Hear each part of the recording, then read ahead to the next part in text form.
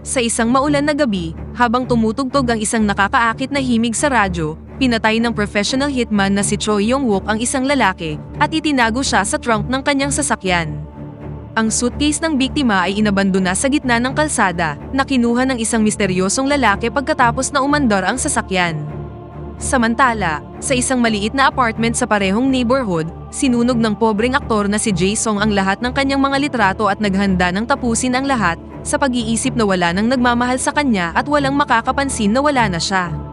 Gayunpaman, naabala siya ng kanyang landlady, na galit dahil sa utang niya sa kanya sa renta nitong mga nakaraang buwan, ang paraan ng pamumuhay niya na parang baboy, at kung gaano siya kabaho dahil matagal na siyang hindi naliligo. Sa pagkainis sa mga pang-iinsulto ng landlady, nagpa siya si Jae Song na magpakamatay ng malinis, pumunta sa isang pampublikong paliguan, kung saan nakita niya si Yong-wook, ang kilalang hitman na naliligo sa tabi niya, at napansin ang kanyang mamahaling relo. Sa pagtingin pa lang sa kanya, masasabi na ni Jae Song na napakayaman niyang lalaki. Ilang sandali pa, nadulas si Yong-wook sa isang sabon at nawalan ng malay nang tumama ang kanyang ulo sa sahig, at nahulog din ang kanyang susi sa locker nang matumba siya. Nang makita ito, sinamantala ni Jae Song ang sitwasyon, pinalitan ang kanyang susi ng kay Yong-wook, at ninakaw ang lahat ng kanyang mga gamit, kabilang na ang kanyang wallet, suit, at kanyang sasakyan. Ang unang ginawa ni Jae Song pagkatapos noon ay pumunta sa landlady at binayaran ang lahat ng kanyang utang sa apartment gamit ang pera ni Yong-wook. Matapos bayaran ang kanyang utang, binisita niya ang isang babae mula sa teatro na dati niyang pinagtatrabahuhan, umaasang mapapabilib siya sa kanyang bagong yaman. Sa kasamaang palad, sinabi sa kanya ng dalaga na ikakasal na siya sa susunod na buwan na dumurog sa kanyang puso. Narealize ni Jae Song na ang paggamit ng mga bagay ni Yong-wook ay hindi mahiwagang aayusin ang kanyang buhay, kaya sinubukan niyang ibalik ang lahat kay Yong-wook na kasalukuyang ginagamot sa ospital. Ngunit sa kanyang pagkabigla, si Yong-wook ay nagkaroon ng amnesia dahil sa pagkabagok at tinatawag na Jae Song ang kanyang sarili dahil ito ang pangalang nakita nila sa health insurance. Tinanong niya ang totoong Jae Song kung kilala niya siya, ngunit nagpanik si Jae Song at umalis nang hindi sinasabi kay Yong-wook ang totoo. Ngayong mabuti na ang kanyang pakiramdam, pinahintulutan si Yong-wook na lumabas na sa ospital, maliban sa meron lamang siyang 2 piso at expired na health insurance, kaya hindi niya kayang bayaran ang bill. Sa kabutihang palad, si Rina, ang paramedic na naghatid sa kanya noon sa ospital, ay sobrang bait at binayaran ang kanyang bill, sa kondisyon na kailangan niyang bayaran ito pagkatapos niyang kunin ang kanyang pera sa kanyang bahay. Pagkatapos nito, sinamahan na ni Rina si Yong-wook sa apartment ni Jae Song, umaasang mababayaran niya ang kanyang utang kapag nakarating na sila doon. Habang nasa biyahe, sinikap niyang kilalanin pa siya ng husto sa pamamagitan ng pagtatanong tungkol sa kanyang pagkakakilanlan, na sinagot naman ni Yong-wook na Jae Song ang kanyang pangalan at siya ay 32 taong gulang pa lamang. Gayunpaman, nahirapan si Rina na paniwalaan si Jae Song dahil mukha siyang mas matanda sa kanyang edad. Ilang sandali pa, sa wakas ay nakarating na ang dalawa sa magulo, madumi, at mabahong apartment ni Jae Song. Nang makita ang kanyang apartment, napagtanto ni Rina na hindi kaagad maibabalik ni Yong-wook ang kanyang pera. Pagkatapos umalis ni Rina, sinubukan ni Yong-wook na tanungin ang mga kapitbahay tungkol sa kanyang sarili, umaasa na makakatulong ito sa kanya na maalala kung sino talaga siya at kung bakit siya naging isang loser. Ngunit matapos magtanong sa ilang mga kapitbahay, hindi siya nakakuha ng maraming impormasyon, bagaman isang bagay ang sigurado, tila hindi siya gusto ng mga kapitbahay. Sinubukan pa nga ng isang masungit na kapitbahay na atakihin si Yong-wook, ngunit ibinalibag niya ang lalaki ng walang kahirap-hirap na nagpaunawa sa kanya na merong siyang ilang martial arts skills. Kinabukasan, bumalik si Rina upang tingnan ang kalagayan ni Yong-wook, at sa kanyang pagkabigla, nakita niyang ibang-iba na ang kanyang apartment kaysa kahapon. Ngayon, malinis na ang kanyang kwarto.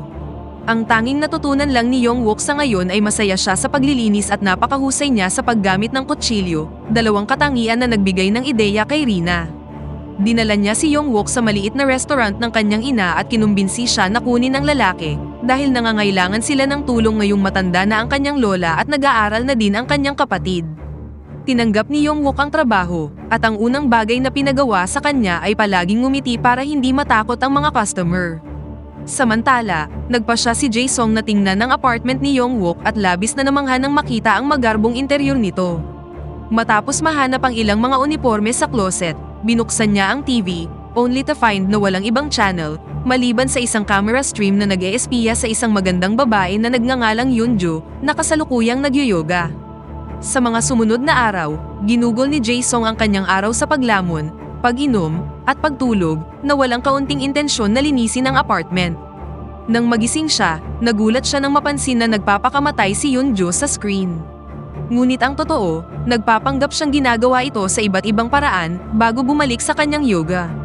Kalaunan, nagpasya siyang kumuha ng isang bote ng alak mula sa koleksyon ni Yong-wook para lang mahanap ang isang lihim na silid sa likod ng dingding matapos niyang hilahin ang tamang bote. Ang silid na ito ay puno ng mga armas, peking ID, mga cellphone, at ilan pang mga security camera na nag-eespiya kay Yunju na mas lalong nagpaniwala sa kanya na si Yong-wook ay isang pulis na nag-iimbestiga sa mga ilegal na aktibidad ng kumpanyang pinagtatrabahuan ni Yunju noon at ang babae ang saksi na dapat niyang protektahan. Sa kabila ng lahat ng ito, nahulog ang loob ni Jae-sung sa magandang babae at nagkagusto sa kanya. Sa makatuwid, sinimulan niyang imbestigahan si Yunju at kalaunan ay nalaman niyang nakatira siya sa parehong apartment building. Nang walang sinasayang na oras, pumunta siya sa apartment ng babae para makipagkita sa kanya ng personal. Samantala sa restaurant, naging matagumpay si Yong-wook. Ang kanyang skills sa paggamit ng kutsilyo ay nagpahintulot sa kanyang gumawa ng pagkain na merong sobrang gandang presentation, at ito ang umakit sa bagong wave ng mga customer sa kanilang negosyo. Isang gabi, nang buksan ni Yong-wook ang bagong pahina sa kalendaryo, nalaman niyang may ginawa siyang appointment sa ika-25 ng buwan at nagpasya siyang pumunta upang makita kung meron siyang higit na malalaman tungkol sa kanyang sarili.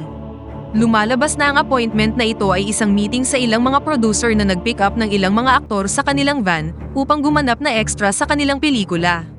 Sinubukan ni Yong-wook ang kanyang makakaya na gampanan ng iba't ibang mga tungkulin, ngunit napakabulok niya sa lahat ng mga ito na labis na ikinairita ng direktor. Pagkatapos ng paggawa ng pelikula, bumalik si Yong-wook sa restaurant upang humingi ng tawad sa pamilya ni Rina sa hindi niya pagpasok sa trabaho ngayon.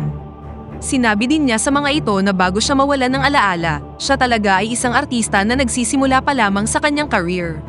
Ngayon, gusto niyang ipagpatuloy ang kanyang karera sa pag-arte, ngunit ang pamilya ni Rina ay hindi kumbinsido na si Yong-wook ay isang artista at pinaghihinalaan nilang lumalala ang kanyang kondisyon sa utak.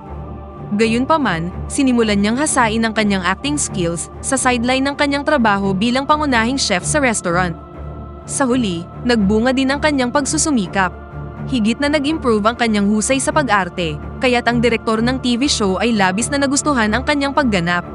Dagdag pa dito, ang kanyang galing sa martial arts ay talagang nakatulong sa kanya sa mga action scene. Dahil dito, hindi nakakagulat na napromote siya mula sa pa-extra-extra hanggang sa supporting role sa maikling panahon. Ang TV show na kinabibilangan ni Yong-wook ay napanood ng pamilya ni Rina, pati na rin ng mga tapat na customer sa restaurant, at lahat sila ay humanga sa kanyang itsura. Bukod dito, pinakiusapan din niya si Rina na maging manager niya siya, kaya hindi maiiwasang magsama sila ng maraming oras. At dahil dito, nagsimula ng mahulog ang loob ni Rina kay Yong-wook. Sa pagtaas ng tagumpay ng mga TV show na pinagbibidahan ni Yong-wook, sa wakas ay nagpa siya ang direktor na gawin siyang pangunahing aktor sa palabas. Isang araw, naranasan ni Yong-wook ang isang mahirap na hamon, kung saan kailangan niyang gumawa ng kissing scene sa isang magandang aktres. Palagi siyang nagkakamali sa eksenang ito, kaya ipinagpaliban ng direktor ang shoot hanggang sa maging handa na siya. Bukod dito, mas madalas niyang tinititigan ang dibdib ng babaeng aktres kaysa sa mga mata nito. Buti na lang ay nandyan si Rina para kay Yong-wook. Pag-uwi niya mula sa paggawa ng pelikula, agad siyang humingi ng tulong sa kanya sa pagre-rehearse ng kissing scene. Masaya namang hinalikan ni Rina si Yong-wook dahil matagal na siyang may nararamdaman para sa kanya. Ang practice sa paghalik kay Rina ay talagang naging epektibo dahil kinabukasan, matagumpay niyang nagawa ang kissing scene, dahilan para maging mas proud sa kanya ang direktor. Lumipat ang eksena kay Jae-sung, na hindi gaanong nagbago ang sitwasyon, maliban sa nakikita niyang laging may pinupuntahan si Yunjo na may dalang suitcase tuwing Huwebes ng gabi, na parang naghihintay ng susundo sa kanya. Ngunit hindi kailanman dumating ang taong yun, kaya sa huli ay palagi siyang umuuwi sa kanyang apartment. Kahit alam na niya ang tungkol dito, sinubukan pa rin ni Jae-sung na lapitan si Yunjo sa iba't ibang paraan na naging sanhi para hindi siya maging komportable sa kanyang presensya. Gayunpaman, hindi ito naging dahilan para sumuko siya kaagad. Patuloy siyang nakikipagkita sa kanya tuwing may pagkakataon siya at binibigyan niya siya ng iba't ibang mga regalo. Habang lumilipas ang panahon, sinimulan na ring buksan ni Yunjo ang kanyang puso para kay Jae-sung. Isang araw, sinagot ni Jae-sung ang nagring na cellphone ni Young-wook at lumalabas na ang tawag ay galing sa mga negosyanteng kumuha kay Young-wook para asikasuhin si Yunjo. Na-curious siya kung ano ba talaga ang gusto ng mga taong ito sa kanya, kaya nagpasya siyang makipagkita sa kanila ng personal habang nagpapanggap na si Young-wook. Sa kanyang pagkabigla, nalaman niyang hindi nila gustong protektahan ni Young-wook si Yunjo, bagkus ay gusto nilang patayin niya siya. Nang marinig ang lahat ng mga nakakagulat na impormasyong ito, sa wakas ay na-realize na ni Jae-sung na si Young-wook ay hindi talaga isang pulis, kundi isang hitman. Matapos mag-isip ng kaunting sandali, nagpasya si Jae-sung na lumipat sa ibang apartment at dinala ang lahat ng pera ni Young-wook. Pagkatapos nito, nakipagkita siya kay Yunjo at ibinunyag sa kanya kung sino talaga siya, na labis namang ikinagulat ng babae. Gayunpaman, nangako siyang gagawin ang lahat ng kanyang makakaya para protektahan siya mula kay Young-wook, kaya gusto niyang sumama siya sa kanya sa bago niyang apartment. Ngunit lingid sa kaalaman nila, nakita sila ng isa sa mga kliyente habang magkayakap sila. Hindi nagtagal, ang mga negosyante ay naghanap ng iba pang hitman upang palitan si Young-wook na sa tingin nila ay hindi mapagkakatiwalaan. Tinawagan nila ang lahat ng kilala nilang hitman, ngunit nabunyag na ang lahat ng mga hitman na narinig nila ay ang iba pang pangalan ni Young-wook at tumatawag sila sa iba't iba niyang mga telepono na itinago niya sa kanyang apartment. Kinabukasan, inimbitahan ni Young-wook si Rina sa isang picnic para ipagdiwang ang kanyang tagumpay. Nang makarating sila sa kanilang destinasyon, mukhang nag-e-enjoy siya sa oras na kasama si Young-wook at ang kanyang pamilya. Habang pauwi na sila, narinig ni Young-wook ang isa sa mga radio station na nagpapatugtog ng kanyang paboritong kanta, at natandaan na lagi siyang nakikinig sa kantang ito noong nagtatrabaho pa siya bilang isang hitman. Dahil dito, dahan-dahang bumalik ang kanyang alaala hanggang sa tuluyan na niyang naalala na isa siyang professional hitman. Matapos makabalik ang pamilya ni Rina sa kanilang tahanan, nagmamadaling umalis si Young-wook papunta sa kanyang apartment at naabutang magulo at madumi ang kanyang lugar. Nakita niya din ang CCTV footage na nagpapakita kay Jae-sung na naninirahan doon sa nakalipas na ilang buwan at madalas siyang nakikita kasama ang kanyang target na si Yunjo. Hindi nagtagal, nahanap na ni Young-wook ang bagong apartment ni Jae-sung kung saan naabutan niya ang impostor kasama si Yunjo. Noong una, tila galit na galit siya. Binugbog niya si Jae-sung at sinisi siya sa pagnakaw ng lahat ng pag-aari niya. Ngunit nang kumalma na siya, ibinunyag niya kay Jae-sung kung sino talaga siya. Base sa mga paliwanag ni Young-wook, hindi talaga siya isang hitman. Ang talagang ginagawa ni Young-wook ay ibahagi sa mga biktima ang perang ibinayad sa kanya para sa mga assassination na ito, kung saan nagbibigay siya sa kanila ng mga pekeng dokumento, magbigay ng paraan upang makatakas, at makakuha ng bagong buhay na malayo sa mga taong gustong magpapatay sa kanila. Ang misteryosong lalaki mula sa maulan na gabi na kumuha ng suitcase, ay nabunyag na ang biktima mismo na naghahanda ng umalis, at ito ang dahilan kung bakit si Yunjo ay patuloy na nagsasanay sa gagawing pagpapanggap. Gamit ang pag-arte, gagawin nitong kapanipaniwala ang kanyang pagkamatay kapag dumating na ang oras na papatayin siya ni Young-wook. Lumalabas na si Yunjo ay empleyado sa isang kumpanya at saksi siya sa katiwalian ng kanyang mga superior, kaya naman kinuha ng mga leader ng kumpanya si Young-wook para patayin siya. Ngayong nalaman na ng mga kliyente ang relasyon ni Yunjo at Jae-sung, dapat na mag-isip si Young-wook ng ibang paraan para iligtas sila. Matapos mag-isip ng ilang sandali, sa wakas ay nakaisip na si Young-wook ng paraan para iligtas sila sa pamamagitan ng pagplot ng peking murder para makapagsimula silang lahat ng bagong buhay. Nang handa na ang lahat, tinawagan ni Young-wook ang kanyang mga kliyente at inutos sa kanilang panoorin kung paano niya patayin sina Yunjo at Jae-sung. Ilang sandali pa, pumunta siya kay Rina para putulin ang kanilang relasyon dahil ayaw niyang magkaroon siya ng relasyon sa isang lalaking may madilim na nakaraan tulad niya. Gayunpaman, hindi niya ipinaliwanag kung bakit at hindi man lang sinabi kay Rina ang tungkol sa kanyang trabaho na labis na ikinagalit ng babae. Pagkatapos magpaalam kay Rina, pumunta siya sa isang bakanteng gusali kung saan magpapanggap siyang papatayin sina Yunjo at Jae-sung. Lingid sa kaalaman niya, palihim pala siyang sinusundan ni Rina papunta sa lokasyon. Habang naglalakad si Rina papasok sa gusali, nakita niya sina Young-wook at Jae-sung na nagkukunwaring naglalaban sa harap ng mga kliyente. Sa labis na pag-aalala para kay Young-wook, sinubukan niyang pigilan ang laban at humingi ng paliwanag.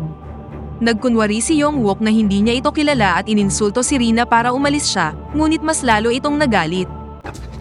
미친년이 뭐 하자는 거예요? 왜 자꾸 나한테 욕해? 지금 꼭 이 동네 꼭 이런 미친년 하나씩은 Nang wala ng ibang paraan, sinabihan ni Young-wook si Jae-sung na ituloy ang plano, kaya sinugod siya ni Jae-sung gamit ang isang kutsilyo, at si Young-wook naman ay nagkunwaring ililigtas si Rina sa pamamagitan ng pagsangga sa sandata. Ngayong magkakasama na sila sa tamang lugar, pinindot ni Yoon-jo ang isang buton at nahulog ang isang container sa ibabaw upang palabasin na nadurog sila, ngunit ang totoo, butas at walang laman ang container at silang apat ay ligtas na nakatayo sa loob nito. Para maging mas kapanipaniwala ang lahat, nagpaagos sila ng pekeng dugo na lumabas sa ilalim ng container. Sa kabutihang palad, hindi na sinuri ng mga kliyente kung patay na si Young-wook at ang iba pa. Naniniwala silang patay na ang apat at agad na lumabas ng warehouse. Nang humupa na ang sitwasyon, sa wakas ay nagyakapan at naghalikan na sina Jae-sung at Yoon-jo, habang si Young-wook naman ay inamin na kay Rina ang totoo, kasama ang kanyang tunay na pangalan at edad, na lumalabas na 45 taong gulang. Sa huling eksena, kinalimutan na ni Young-wook ang kanyang nakaraan bilang hitman at mas piniling magtrabaho bilang chef sa restaurant ni Rina, kung saan tinanggap na siya bilang bahagi ng pamilya.